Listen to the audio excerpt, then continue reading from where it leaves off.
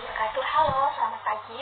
Perkenalkan, nama saya Huridatul Fitria dengan NIM F108-221-1033. Baiklah, yang saya hormati Ibu Dioti Aulia Firdagasya SPD MPG selaku dosen pengampu mata kuliah bimbingan di SD dan anak berkebutuhan khusus serta kawan-kawan yang saya sayangi dan saya banggakan. Pada kesempatan kali ini, saya akan menjelaskan dan memaparkan materi mengenai tunadaksa dan tunalaras sebagai tugas dari mata kuliah bimbingan di SD dan anak berkebutuhan khusus. Nah, yang pertama-tama kita akan membahas mengenai tunadaksa. Apa sih tunadaksa itu? Kata tunadaksa berasal dari tuna dan daksa. Tuna yang berarti kurang dan daksa yang berarti tubuh. Berarti, pengertian tunadaksa ialah kondisi anak yang memiliki anggota tubuh yang tidak sempurna. Ketidaksempurnaan yang dimaksud hanyalah secara fisik pada alat gerak seperti tulang, sendi, dan otot. Sedangkan fungsi panca indera penderita tunadaksa masih normal sehingga kelainan ini juga sering kali disebut sebagai cacat tubuh atau disabilitas fisik. Biasanya kelainan tersebut disebabkan oleh bawaan sejak lahir, penyakit, atau kecelakaan, sehingga apabila ingin bergerak, juga berjalan memerlukan alat bantu. Menurut Ahmad Toha Musli dan Sujarmin, tunadaksa adalah berbagai kelainan bentuk tubuh yang berdampak pada kelainan fungsi tubuh untuk melakukan gerakan-gerakan yang dibutuhkan. Contoh penyandang tunadaksa adalah anak yang memiliki bentuk tangan yang tidak normal, sehingga tidak dapat memegang pena, gelas, ataupun benda lainnya. Oleh sebab itu, tunadaksa juga sering diartikan sebagai suatu kondisi yang menghambat kegiatan individu, sehingga mengurangi kapasitas normal individu untuk mengikuti pendidikan dan untuk berdiri sendiri.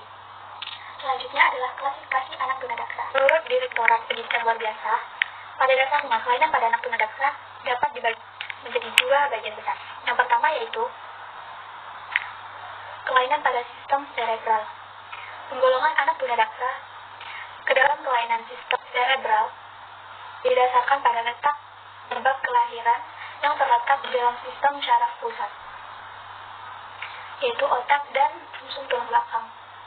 Kerusakan pada sistem syaraf pusat mengakibatkan bentuk kelainan yang krusial karena otak dan sumsum tulang belakang merupakan pusat dari aktivitas hidup manusia.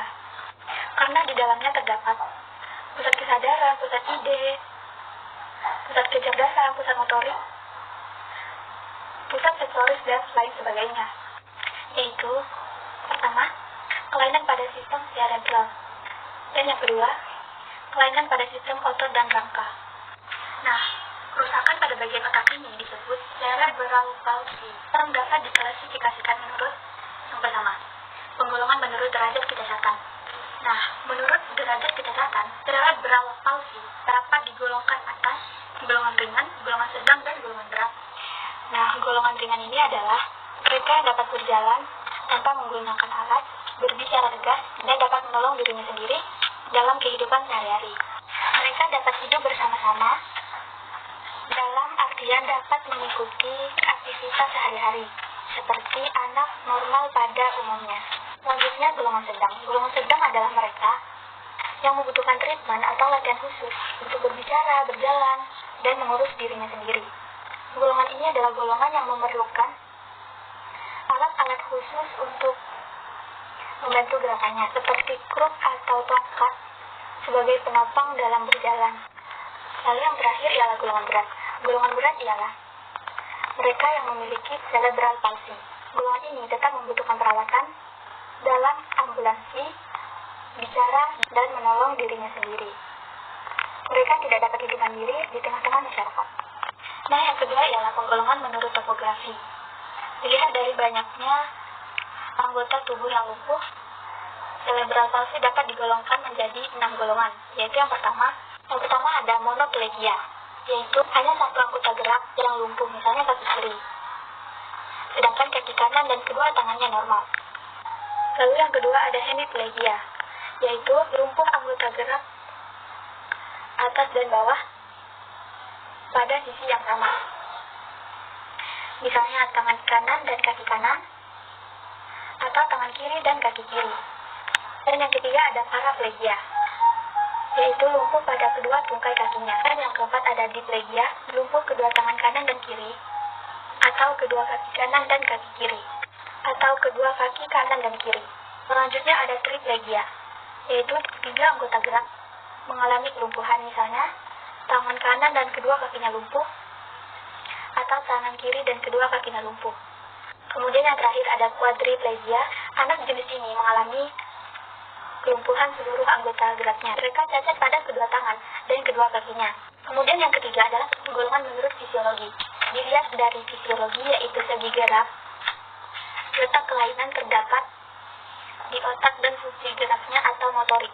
Maka anak cerebral palsy dibedakan menjadi yang pertama ialah spastik.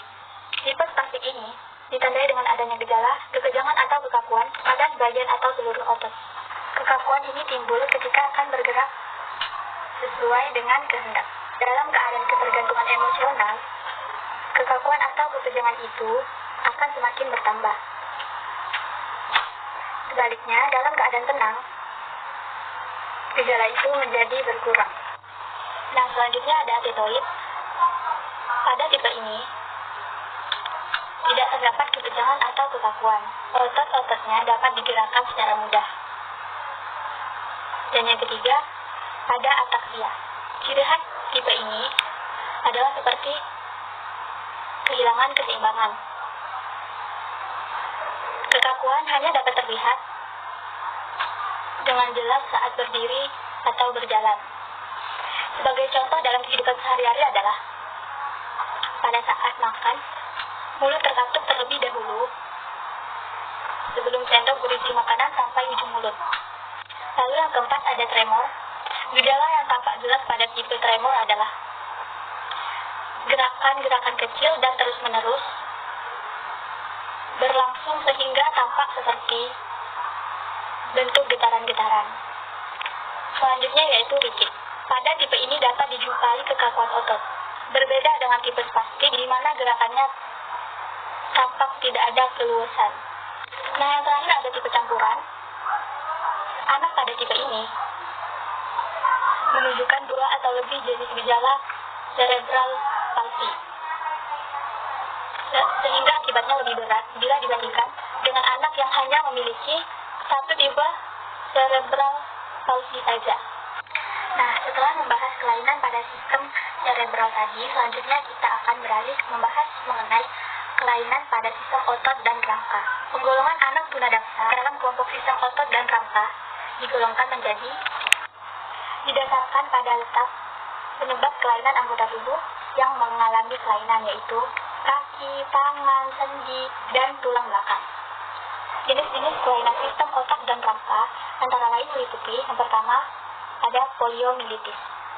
Penderita polio ini mengalami kelumpuhan otot sehingga otot akan mengecil dan tenaganya melemah. Kemudian yang kedua ada muscle dystrophy. Anak mengalami kelumpuhan pada fungsi otot. Gejala anak penderita muscle dystrophy baru terlihat setelah anak berusia 3 tahun, yaitu gerakan-gerakan yang lambat, di mana semakin hari keadaannya semakin mundur. Selain itu, jika berjalan sering terjatuh. Hal ini kemudian mengakibatkan anak tidak mampu berdiri dengan kedua kakinya dan harus duduk di atas kursi roda. Lalu selanjutnya yang terakhir, yaitu spina bifida. Merupakan jenis kelainan pada tulang belakang yang ditandai dengan terbukanya 1 atau 3 ruas tulang belakang dan tidak tertutupnya kembali selama proses perkembangan. Nah, sekarang beralih ke karakteristik anak tunadaksa. Pertama, karakteristik kepribadian. Karakteristik kepribadian yang pertama ialah mereka yang cacat sejak lahir, tidak pernah memperoleh pengalaman. Lalu yang kedua, tidak ada hubungan antara pribadi yang tertutup dengan lamanya kelainan fisik yang diderita. Kemudian adanya kelainan fisik tidak mempengaruhi kepribadian atau ketidakmampuan individu dalam menyesuaikan diri. Nah, selanjutnya karakteristik inteligensi. Pada umumnya, tingkat kecerdasan anak tunadaksa yang mengalami kelainan pada sistem otot dan rangka adalah normal, sehingga dapat mengikuti pelajaran yang sama seperti anak normal pada umumnya. Sedangkan anak tunadaksa yang mengalami kelainan pada sistem cerebral, tingkat kecerdasannya berentang mulai dari yang sangat sulit untuk memahami pelajaran sampai tingkat yang berbakat. Tidak ada hubungan antara tingkat kecerdasan dan kecacatan. Tapi ada beberapa kecenderungan adanya penurunan sedemikian rupa kecerdasan individu bila kecerdasannya meningkat. Kemudian karakteristik emosi sosial. Kegiatan-kegiatan jasmani yang tidak dapat dijangkau oleh anak tunadaksa dapat berakibat timbulnya problem emosi, perasaan, dan dapat menimbulkan frustasi yang berat. Kemudian keadaan tersebut dapat berakibat fatal, yaitu dapat membuat mereka menyingkirkan diri dari keramaian. Akibatnya, mereka dapat mengalami keterbatasan dalam berkomunikasi dengan lingkungannya. Kemudian yang terakhir ialah karakteristik fisik. Selain memiliki kecacatan tubuh, ada kecenderungan anak tunadaksa mengalami gangguan-gangguan lain, misalnya seperti sakit gigi, berkurangnya daya pendengaran, penglihatan, gangguan bicara, dan lain sebagainya. Namun bisa jadi salah satunya tidak dimiliki. Selanjutnya adalah etiologi anak tunadaksa. Adapun faktor-faktor yang berpotensi menjadi penyebab anak tunadaksa adalah sebagai berikut. Yang pertama yaitu faktor prenatal. Faktor prenatal atau sebelum kelahiran. Tunadaksa yang diperoleh ketika janin masih di dalam kandungan, seperti faktor genetik dan kerusakan pada sistem saraf pusat. Kemudian yang kedua yaitu faktor neonatal atau saat lahir. Tunadaksa yang terjadi karena adanya kendala saat ibu melahirkan, seperti memaksakan persalinan normal, saat posisi bayi tumpang, atau bentuk pinggul ibu terlalu sempit, hingga penggunaan anestesi yang berlebihan. Kemudian yang ketiga ada faktor postnatal atau setelah lahir. Beberapa kondisi yang terjadi setelah bayi dilahirkan juga bisa mengakibatkan tunadaksa, seperti penyakit radang selaput otak maupun saat ada benturan keras di kepala anak, misalnya saat dia terjatuh. Kemudian dampak tunadaksa terhadap anak. Kecacatan tubuh yang dialami seorang anak tunadaksa dapat berimplikasi pada kehidupan sehari-harinya. Dampak tersebut dapat berupa dampak yang pertama ialah masalah kesulitan belajar. Masalah ini berkaitan dengan hambatan-hambatan yang dialami seorang anak tunadaksa akibat kelainan pada otak atau gangguan pada sistem saraf. Kemudian yang kedua ialah masalah sosialisasi. Masalah ini berkaitan dengan penyesuaian diri mereka terhadap lingkungan. Cenderung mudah frustasi, menarik diri, dan merasa terdesak oleh kehadiran orang lain. Anak tunadaksa memiliki kemampuan fisik yang terbatas. Oleh karena itu, mereka membutuhkan bantuan dan pembinaan agar dapat mandiri dan tidak bergantung pada orang lain. Nah, yang terakhir ialah masalah latihan gerak. Masalah ini berkaitan dengan kondisi anak tunadaksa yang mayoritas mengalami gangguan dalam gerak. Berikutnya yaitu intervensi atau pendidikan bagi anak tunadaksa.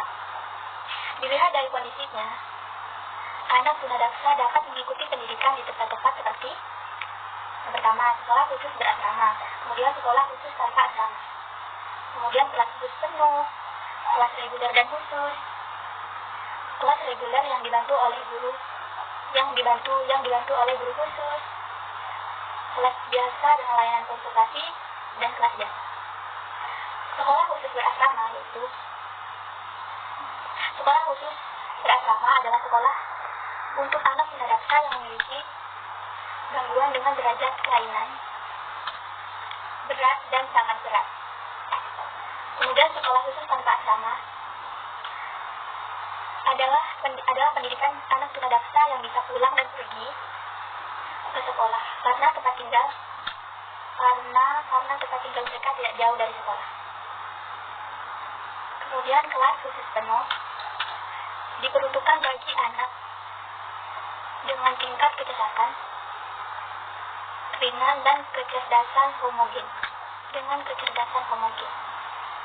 Kemudian kelas reguler dan khusus digunakan untuk menyatukan anak tunadaksa dengan anak normal pada mata pelajaran tertentu.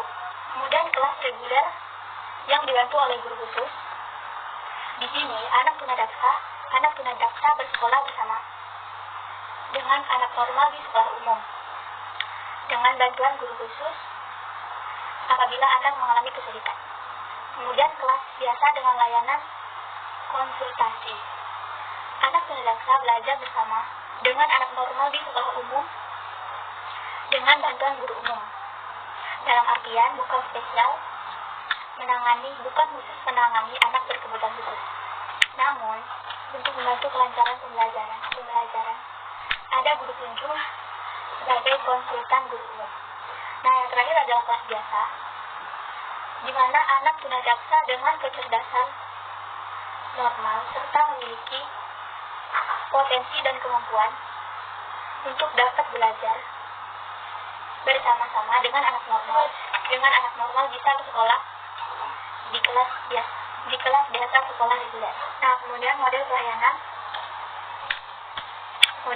pendidikan anak tunadaksa. Tujuan pendidikan anak tunadaksa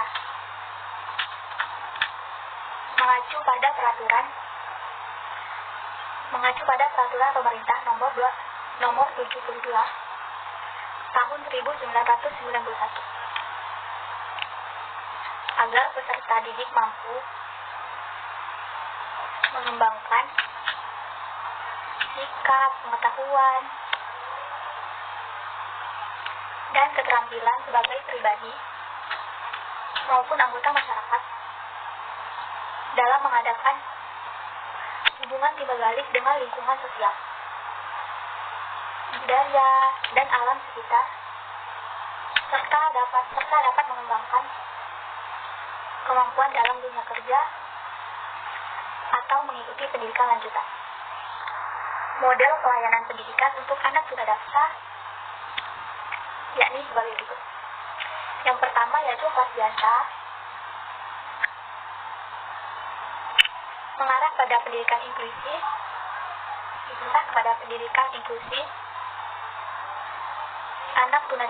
anak tunadaksa belajar di sekolah umum bersama dengan anak normal. Kemudian yang kedua yaitu kelas atau sekolah khusus, yakni anak tunadaksa belajar dengan sesama anak tunadaksa lainnya di sekolah khusus. Kemudian yang ketiga yaitu pengajaran di rumah atau home instruction, yakni anak tunadaksa belajar di rumah dan guru yang berkunjung ke rumah. Kemudian juga ada sekolah di rumah sakit, yang mana anak tunadaksa belajar di rumah sakit karena lama dirawat agar tidak ketinggalan pelajaran. Maka sama halnya dengan belajar di rumah, gurulah yang akan datang menjumpai anak tersebut atau datang ke rumah sakit. Kemudian layanan pendidikan untuk anak tunadaksa dapat dilakukan dengan beberapa pendekatan, yaitu yang pertama pendekatan guru kelas. Pelaksanaannya semua mata pelajaran diajarkan di kelas tersebut disampaikan oleh satu guru. Biasanya dilaksanakan pada kelas rendah. Kemudian yang kedua, pendekatan guru mata pelajaran atau bidang studi. Pelaksanaan pengajarannya oleh banyak guru sesuai dengan bidang studinya masing-masing. Kemudian pendekatan campuran, pelaksanaannya disampaikan oleh guru kelas juga oleh guru bidang studi. Lalu yang terakhir pengajaran SKIM, pelaksanaannya satu mata pelajaran disampaikan oleh tim atau beberapa orang guru. Nah, lanjut pada peranan bimbingan konseling bagi anak tunadaksa. Nah, berikut peranan bimbingan dan konseling bagi anak tunadaksa. dapat kita lihat bersama ya teman-teman, dapat kita baca bersama. Yang pertama yaitu membantu anak didik agar secara sosio-emosional dapat memulai masa transisi dari kehidupan di rumah ke kehidupan di lingkungan sekolah. Kemudian,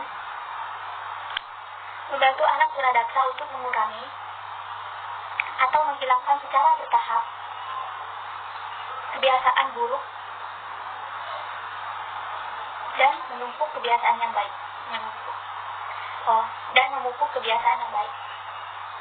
Kemudian membantu menyiapkan perkembangan mental anak untuk masuk sekolah dasar atau sekolah dasar luar biasa. Kemudian membantu orang tua untuk mengerti dan memahami anak sebagai individu. Kemudian juga membantu orang tua dalam mengenali kebutuhan anak, membantu dalam mengatasi gangguan emosi anak yang ada hubungannya dengan kelainan anak maupun situasi keluarga di rumah, dan membantu orang tua anak, khususnya anak tunadarsa, dalam menyelesaikan masalah-masalah yang timbul sebagai akibat dari kelainan mereka. Nah, setelah selesai membahas satu demi persatu mengenai tunadarsa, selanjutnya kita akan masuk ke dalam bahasan tunalaras atau anak tunalaras. Menurut Maria Agustin Ambarsari, dalam buku mengenal ABK atau anak berkebutuhan khusus, tunalaras didefinisikan sebagai seseorang yang mengalami hambatan untuk mengendalikan emosi serta kontrol sosial. Orang atau anak penyandang tunalaras cenderung menunjukkan perilaku menyimpang yang tidak sesuai dengan norma atau aturan di sekitarnya. Nah, anak tunalaras atau anak dengan kelainan perilaku sosial atau dapat juga disebut dengan tuna sosial adalah sebutan untuk individu yang terindikasi memiliki gangguan, hambatan atau berkelainan dalam hal mengontrol emosi dan perilaku, sehingga kurang mampu dalam mematuhi sikap, norma, atau nilai sosial yang berlaku di lingkungan masyarakat pada umumnya. Anak ini secara terus-menerus menunjukkan penyimpangan perilaku sehingga menimbulkan ketidakmampuan belajar dan penyesuaian diri, walaupun telah menerima layanan belajar serta bimbingan. Selanjutnya, klasifikasi pada anak tunadarsa. Yang pertama, klasifikasi psikiatris, dan yang kedua, klasifikasi behavioristik. Nah, yang pertama, klasifikasi psikiatris. Berdasarkan tingkatannya, anak tunalaras dibagi menjadi yang pertama, tingkatan ringan atau sedang. Penyimpangan perilaku yang ditandai dengan konflik emosi dan kecemasan, tetapi masih mempunyai hubungan dengan dunia nyata, juga disebut neurosis, psikoneurosis. Kemudian yang kedua, tingkat berat, meliputi yang pertama, psikosis, yaitu penyimpangan perilaku ditandai dengan penyimpangan dari pola-pola perilaku normal dalam berpikir dan bertindak. Kemudian yang kedua, skizofrenia, yaitu gangguan jiwa atau emosi yang aneh. Dan yang terakhir ada autism, gangguan jiwa tingkat berat. Pada masa anak-anak ditandai dengan isolasi diri secara berlebihan, perilaku aneh, keterlambatan perkembangan biasanya dapat diamati sebelum anak usia 2,5 tahun, yaitu klasifikasi berdasarkan perilakunya.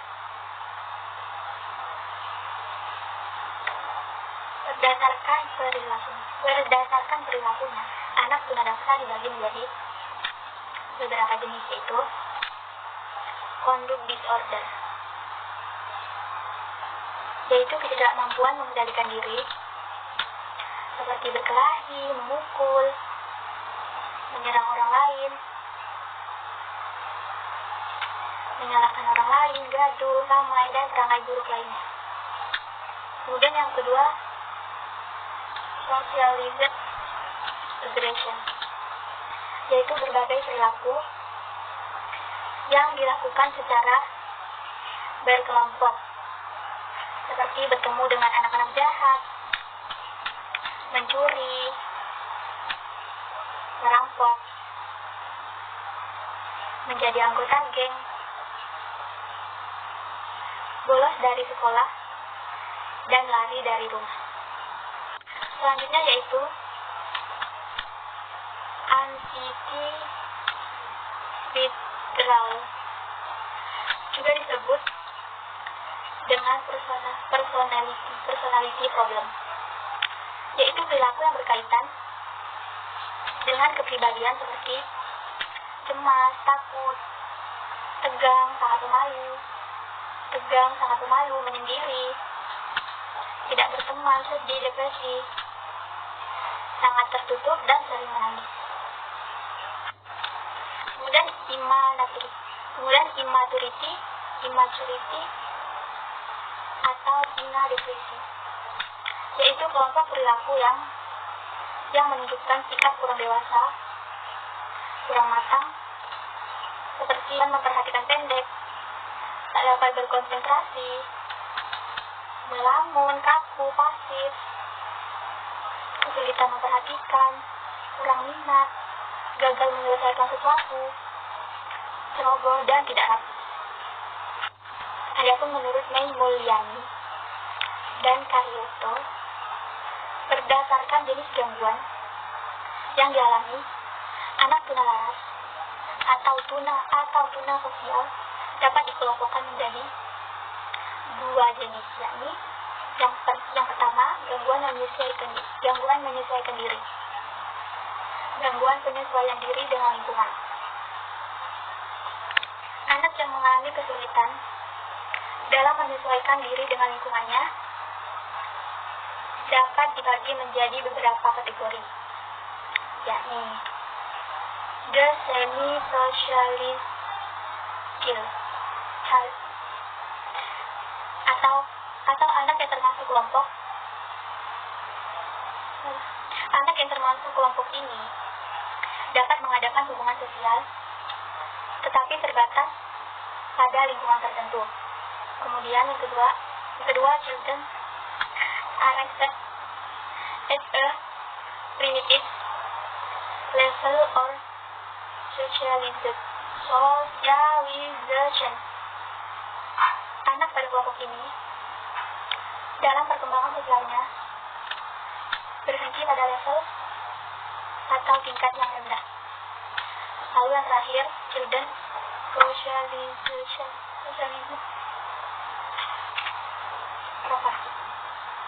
Anak kelompok ini tidak mempunyai kemampuan sama sekali untuk belajar sikap sosial. Kemudian gangguan emosi. Anak tunalaras yang mengalami gangguan emosi terdiri dari yang pertama neurotic behavior, dan yang kedua children with psychotic process. Neurotic behavior yaitu anak pada kelompok ini masih dapat bergaul dengan orang lain, tetapi mereka mempunyai permasalahan pribadi yang tidak dapat diselesaikan. Kemudian children with psychotic proses, di mana anak pada kelompok ini mengalami gangguan yang paling berat sehingga memerlukan penanganan yang lebih khusus. Mereka sudah menyimpang dari kehidupan yang nyata, sudah tidak memiliki kesadaran diri, serta tidak memiliki identitas diri. Selanjutnya ialah karakteristik anak tunalaras. Yang pertama yaitu karakteristik akademik. Kelainan perilaku akan mengakibatkan adanya penyesuaian sosial dan sekolah yang buruk. Akibat penyesuaian yang buruk tersebut, maka dalam belajarnya memperlihatkan ciri-ciri sebagai berikut. Yang pertama, pencapaian hasil belajar yang jauh di bawah rata-rata. Lalu seringkali dikirim ke kepala sekolah atau ruang bimbingan untuk tindak disiplin. Kemudian seringkali tidak naik kelas atau bahkan keluar sekolahnya. Seringkali membolos sekolah dan lain sebagainya.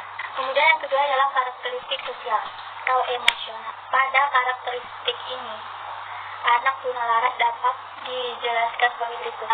Yang pertama pada karakteristik sosialnya, yaitu masalah yang menimbulkan gangguan bagi orang lain dengan ciri-ciri perilaku tidak diterima oleh masyarakat dan biasanya melanggar budaya, melanggar aturan keluarga, sekolah, dan lain sebagainya. Kemudian yang kedua yaitu karakteristik emosional, seperti adanya hal-hal yang menimbulkan penderitaan bagi anak, seperti tekanan batin dan rasa cemas. Kemudian adanya rasa gelisah, seperti rasa malu, rendah diri, ketakutan, dan sangat sensitif atau perasa. Kemudian karakteristik fisik atau kesehatan. Karakteristik fisik anak tunalaras ditandai dengan adanya gangguan makan, gangguan tidur, dan gangguan gerakan. Dan seolah-olah sakit. Kelainan lain yang berwujud kelainan fisik seperti gagap, sering mengompol, dan lain-lain. Nah, selanjutnya teman-teman ialah dampak tunalaras terhadap anak. Kelainan tingkah laku yang dialami anak tunalaras mempunyai dampak negatif baik bagi dirinya sendiri maupun lingkungan sosialnya. Salah satu dampak yang serius yang mereka alami adalah tekanan batin berkepanjangan sehingga menimbulkan perasaan merusak diri mereka sendiri. Nilai sekolahnya yang rendah karena minat belajarnya yang kurang juga dapat membuatnya malu, ketakutan, dan tidak percaya diri, sehingga sulit menemukan teman. Biasanya yang buruk seperti membuat onar, tengkar, juga berpengaruh pada lingkungan pertemanannya. Kemudian intervensi anak tunalaras, yaitu yang pertama mendeskripsikan profil dan karakteristik gangguan perilaku anak. Kemudian observasi dan analisa perilaku bermasalah. Pengisian skala motivasi perilaku bermasalah yang menunjukkan perilaku agresif. Nah, yang terakhir ialah pola bimbingan dan konseling bagi anak tunalaras. Konseling merupakan kegiatan profesional, artinya dilaksanakan oleh orang atau konselor yang telah memiliki kualifikasi profesional dalam pengetahuan, keterampilan, pengalaman, dan kualitas. Bimbingan konseling biasanya diberikan kepada tunalaras agar ada yang dapat membantu mengendalikan emosinya, mengendalikan sikap serta perilakunya, menuntunnya secara perlahan, dan bimbingan positif lainnya. Sekian, terima kasih telah menonton. Assalamualaikum warahmatullahi wabarakatuh. Sampai jumpa.